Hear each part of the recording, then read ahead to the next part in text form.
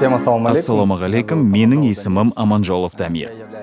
Мен кәсіпкермін, өзіміздің ресторандар жүйеміз бар. Также являюсь инвестором. Сонымен қатар инвестормын және жақында ғана Қазақстан Республикасының президенті жанындағы жастар кеңесінің мүшесімін. Вот это основная моя деятельность.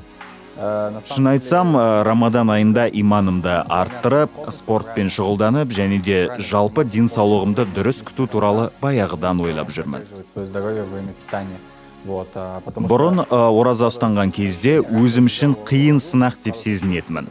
Бірақ уақыт өте келе қиналып емес, рахаттанып ұстауға болатынын түсіндім. Сол үшін осы жобаға қатысам деген ниет білдіріп отырмын. Дұрыс жағынан ұстанып, дұрыс ауыз ашып, ораза уақытында дұрыстап, спортпен шұғылданайын деген оймен. Ораза кезінде спортты қою керек деп ойлағам, себебі ауыз бекіткен кезде салмағым азаяды, денемді қинамайын деп ойлайтынмын. Одан кейін Рамазан айында спортпен қоймай, әрі қарай дұрыс шұғылдануға болатынын түсіндім. Даже наоборот, потянуть еще лучше тело. Вот, ну и это правильно питаться. Меня зовут Азамат, Куния Абу Баязид. Менің есімім Азамат, Куния Абу Баязид, тегім Құрмашев. Мен исламтанушы, теолог және ұстазбын. Осы челлендж арқылы біздер адам баласы қалай рухани тазарып, рухани жаңаратын көрсеткіміз келеді. Қазіргі уақытта адам баласының жүйкесі жұқарып жүрген заман емес пе? Человек, он не находит 50 минут для себя. Бүгінге адам баласы өз-өзінің ойын жинақтау үшін 50 минутта таба алмай жүрген кезде, ораза ұстап, бір айда осы материалдық дүниеден алыстап, рухани жаңғырып, денсаулығын нығайтып, дұрыс бағытта келе жатыр ма, келе жатқан жоқ па деген өз-өзін жинақтайтын уақыт болады. Немесе баяғыдан бері бастай алмай жүрген нәрсесін бастайтын шығар. Нужно именно что-то сделать, на что он давно не решался.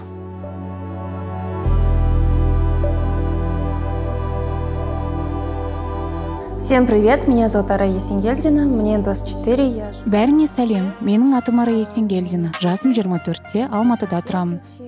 Менің жеке бизнесім бар. Бұл чек киім дүкені, Yes Face косметикасы және 17 аяқ киім дүкені. Бұл менің қатысуға келісім берген алғашқы жобам. Өйткені мұндағы ниет өте жақсы, бұл жастар үшін өте пайдалы жоба. Жобаның ерекшелігі оразаны дұрыс ұстауды үйретеді. Мен ораза ұстанған кезде осындай жоба болмады. Сондықтан мен кей кезде оразамды бұзатынмын. Ендеше менің қателерімді біреулер қайталамасын деген оймен, біз ұстазбен және басқа қатысушылармен бірге оразаны қалай дұрыс ұстау керектігін көрсеткіміз келеді. Сонымен қатар өз білімімді де арттырамын. Жалпы пайдалы нәрселерді де үйренемін деп ойлаймын. Және де осы біліммен маған болашақта кез келген сынақтар оңай болады. Здравствуйте, меня зовут Карлыгаш Хайрулина. Сәлем, есімім Қарлығаш Хайрулина. Мен кәсіби нутрициологпын, тамақтану қауымдастығының мүшесімін және денсаулық бойынша жаттықтырушымын. Менің негізгі мамандығым асқазан ішек жолдарының аурулары, қалқанша безінің проблемалары, аутоиммундық аурулар, сонымен қатар инсулинге төзімділікті түзету, салмақты түзету, шаштың түсуі, тері бөртпелері сияқты косметикалық мәселелер. Это очень уникальный проект. Бұл өте ерекше жоба. Мұнда біз адамдарға Рамазан айында ораза ұстауға қалай дайындалу керектігін, қалай дұрыс тамақтану керектігін, қандай физикалық жаттығулармен айналысу керек екенін және рухани жағынан оны қалай дұрыс орындау керектігін айтқымыз келеді.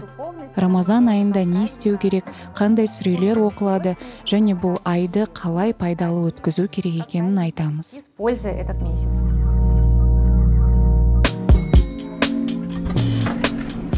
Приветствую, меня зовут Дарсил, я мастер-тренер в Invictus Fitness. Сәлеметсіздер ме? Менің атым Дарсил, мен Invictus Fitness-тің залында шебер жаттықтырушымын. Мен фитнеспен айналысқаныма шамамен 9 жылдай болды. Мен балаларды да, ересектерді де жаттықтырамын. Меня пригласили в Рамадан Челлендж в качестве тренера. Мен Рамадан Челлендж бағдарламасына жаттықтырушы ретінде шақырды. стараюсь сделать так, что... Фитнес бойынша палаталарды басқарамын. Мен ораза кезінде жаттығуларды қатысушыларға барынша ыңғайлы және пайдалы болуын қамтамасыз етуге тырысамын. Бұған дейін әрине менде ораза кезінде адамдарды жаттықтыру тәжірибесі болды. Жалпы жаттығу жоспары үзілмеу үшін ораза кезіндегі ұстанудың кейбір ерекшеліктері бар. Тренировочный план не прерывался. Дамир Арай, қош келдіңіздер. Бұл жобада мен сіздердің ұстаздарыңмын. Сонымен қатар рухани жетекшілерің, коуч және психологтармын. Әр кезеңде сіздермен жұмыс жасаймыз. Енді сұрағым келіп отыр. Челленджге дайынсыңдар ма? Дайынбыз. Иә, Челленджден не күтесіздер? Нәтиже күтеміз. нәтиже. Жақсы. Мен жаңа жобаға қатысып отырғаныма қуанып отырмын. Өзгерістерге дайын болғандарың да жақсы. Менің ойымша жобамыз, челленджіміз керемет болады деп сенемін. Пайдасы бізге ғана емес, қоғамға да тиеді деп ойлаймын. Сөз кезегін нутрициологқа берейік. Ну, я как нутрициолог... Оразаға дайындықтарыңызды бастадыңыздар ма? К самому посту. Ну, на самом деле, раньше так не Кезінде ұстанған кезде дайындалмай бастайтынмын. было, надо Қазір алдын ала дұрыс дайындық бастаған дұрыс деп ойлаймын. себе самое главное с первого. Сіздің көмегіңізбен бәрі ойдағытай болады деп сенемін. Конечно, хорошо начинать хотя бы там с 2 дней Дұрыс. поста, да? Кезінде пайғамбарымыз саллаллаху алейхи уассалям 2 күн ұстанудан бастаған, дүйсенбі және бейсенбі күндері. Понедельник и четверг. Сөйтіп өз-өзін оразаға дайындайтын болатын. Сіздер де оразаларыңызды осылай бастасаңыз болады. Қарлығашты сөзімен толықтай келісемін. Пайғамбарымыз саллаллаху алейхи уассалам ораза бастамай тұрып, 2 ай бұрын өзін дайындаған. Содан кейін ораза кезінде аузын бекітіп, бәрі жеңіл өтетін. То есть мы уже подготовим себя физически. Сондықтан Қарлығаштың кеңесі өте орынды. На самом деле это совет великолепный. То есть он Діни жағынан да, нутрициология жағынан да бәрі дұрыс. Это правильный совет. Да, и на Кімде қалай екен білмеймін, меня, да, когда бірақ мен үшін Рамазан айында ораза ұстанған оразу держишь, ты какой-то өте тяжелый қиын испытание. сынақ. Это должно приносить, по идее, кайф. Негізі рахаттанып, жеңілдену керекпін ғой. Ведь наоборот, то, что это отказ еды, это как будто бритва. Осы оразам сіздің көмегіңізбен мен үшін жеңіл өтетіне сенімдімін. На самом деле надо подходить, вот с помощью вас, я думаю, мы подойдем и осознанно, с наслаждением пройдем этот Мен сізге ол жағынан көмектесемін. Бір ай ішінде қалай тамақтанып, қалай дайындалу керек екенін айтамын. Рамазан айына дайын боласыз, уайымдамаңыздар. Ең бастысы тамақты қалай таңдау керек екенін үйретемін. Оразаңызды жеңіл бастап, оразаңыздан жеңіл шығасыздар. Чтобы вы могли легко и очень продуктивно провести этот месяц. Келесі сөзімізді жаттықтырушы Дарсуға берейік. Достар, мен сіздерді жаңадан бері тыңдап отырмын және сіз сынақты жеңілдеткіңіз келетінін түсінемін.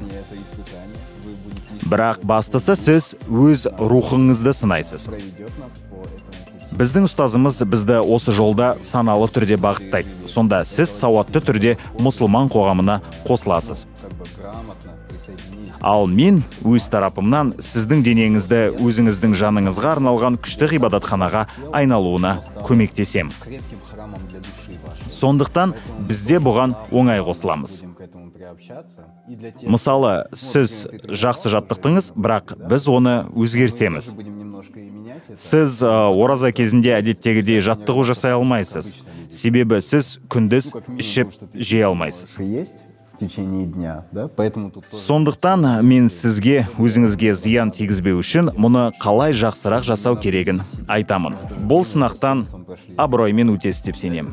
Бір айдан кейін мен мистер Олимпияға өнер көрсету керекпін. Сол кезде ораза ұстағанымды бәріне айтамын. Керемет, ендеше бастайық. Денеңіздің өлшемін алып, неден бастайтынымызды анықтайық. Дұрыс болды. Дарс айтпақшы, мықты дене, мықты рух. Сіз денеңізді жаттықтырып, жаныңызды емдей аласыз. Жаныңызды түзеп, денеңізді де күшейте аласыз. Осы жобада адам баласын жаңаруын жан-жақтан қарайтын боламыз.